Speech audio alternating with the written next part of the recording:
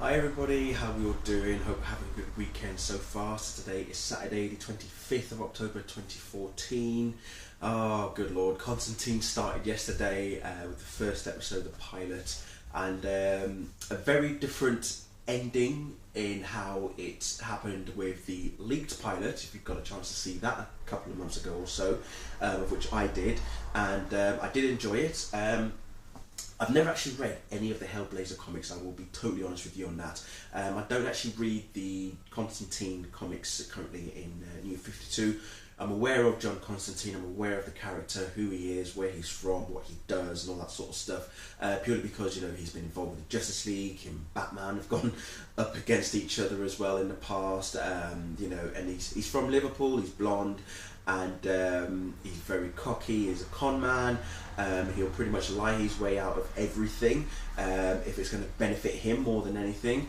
He has also been in the recent Smallville comics run as well, particularly in a story arc called Harbinger with Zatanna.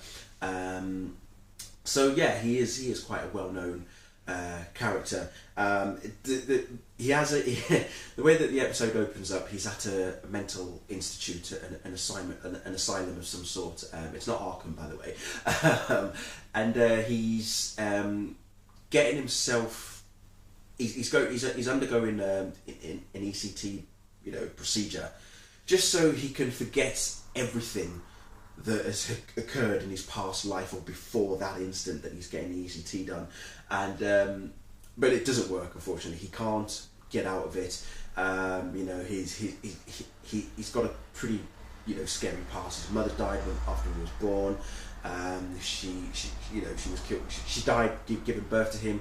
His dad was abusive. He was an alcoholic, always beating him up and nicknaming him Killer as well. So he had a very troubled past, you know, and upbringing as well.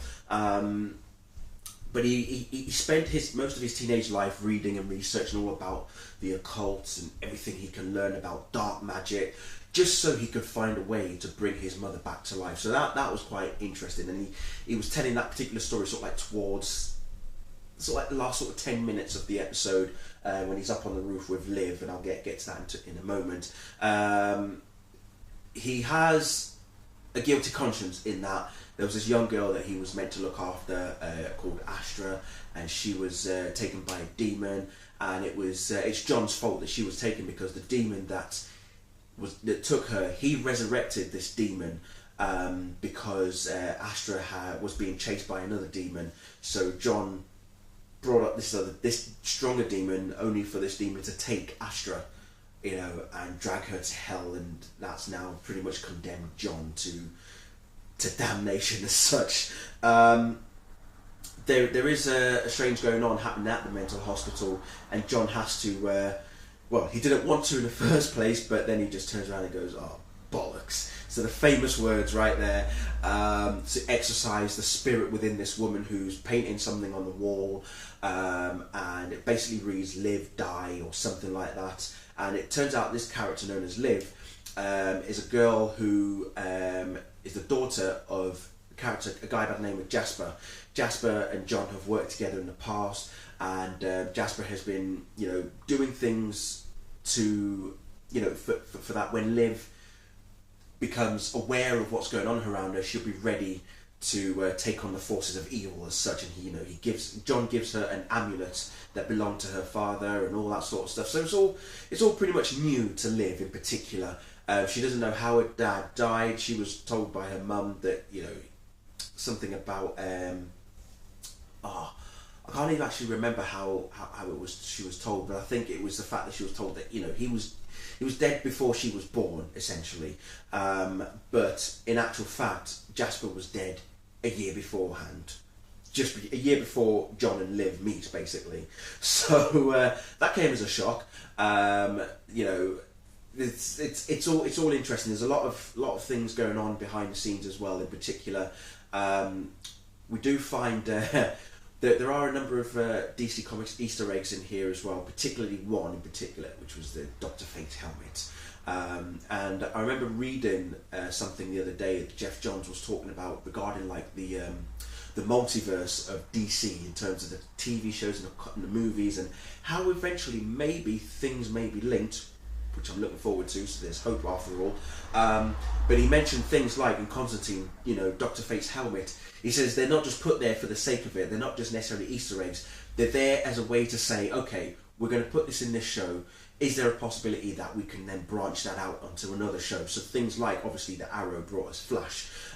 We now have Ray Palmer in Arrow. We have Firestorm in The Flash.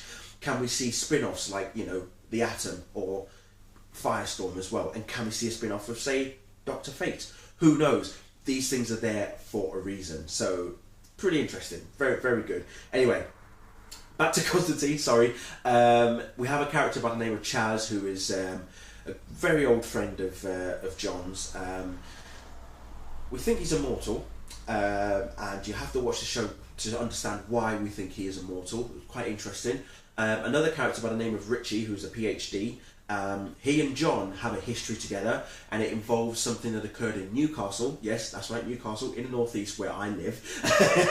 As I said, John is from Liverpool, so yeah, you can imagine it being a UK thing. So yeah, there's something that happened in Newcastle that Richie wasn't comfortable about, but John knew the real truth behind what Richie did, and he uses that against him to help him take down this demon known as Furcifer, who's been chasing after Liv to try and, you know, take her out or consume her, possess her, whatever he wants to do to her. And so, what a name, Furcifer. Quite interesting. But he has the ability to control electricity, and he uses electricity around him to, you know, for his powers and whatnot.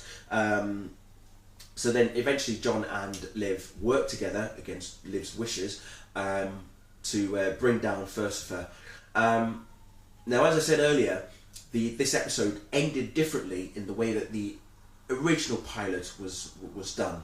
The original pilot ended with Liv coming to the pub to Constantine to tell her that, you know, someone had died because John had this map, and as I said, the amulet allows for them to realise where danger is. You know, it uses Liv's blood to scour the map to find out where there's going to be danger.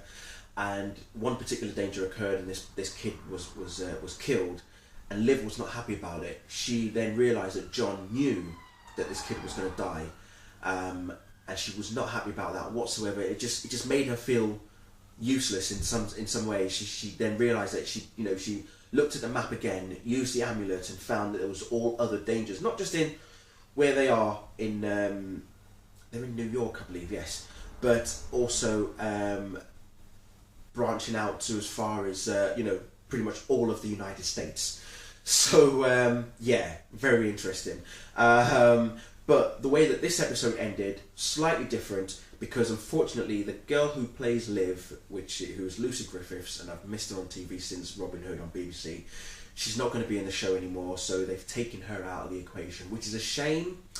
They brought in a new character by the name of Zed, who I believe is already in the comics. So Zed, she's going to be partnering up with Constantine, and they have a history going on together, so it'll be interesting to see how that one goes, and she'll be appearing in next week's episode titled The Darkness Beneath.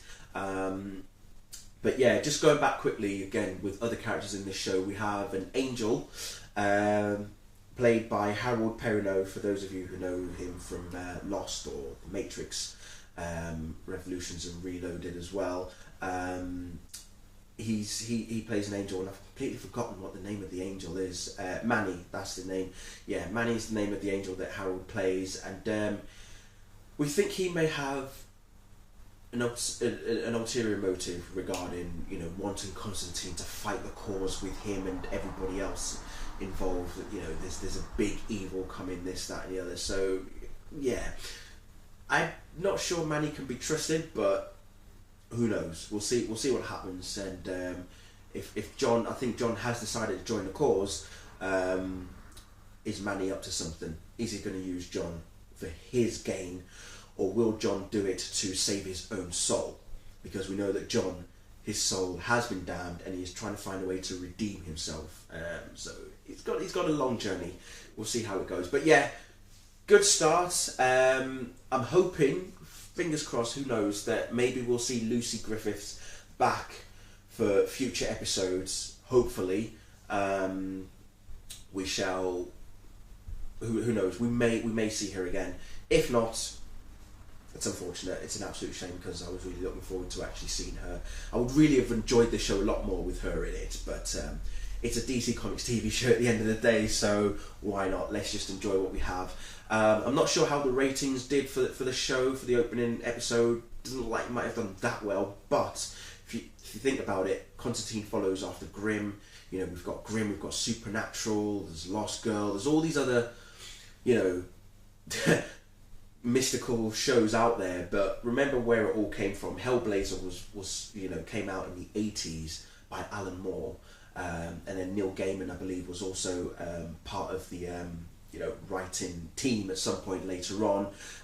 So between Alan and Neil, you know, Hellblazer, you know, came to life, and that's pretty much where you've got the spawn of all these other, you know, supernatural, mystical type related comics and TV shows as well, in some sense.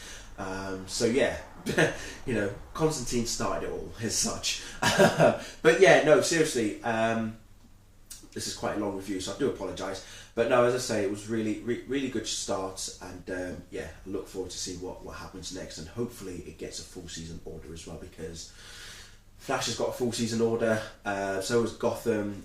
We know Arrow's already in season 3, so let's do it. Let's see what happens. And obviously iZombie starts, I'm hoping, around about January time, possibly, because it's a mid-season starter as well. And obviously we've got ABC's Marvel's Agents of S.H.I.E.L.D. and along with Agent Carter, which also starts in January as well. So damn good time to be a comic book geek, that's for sure.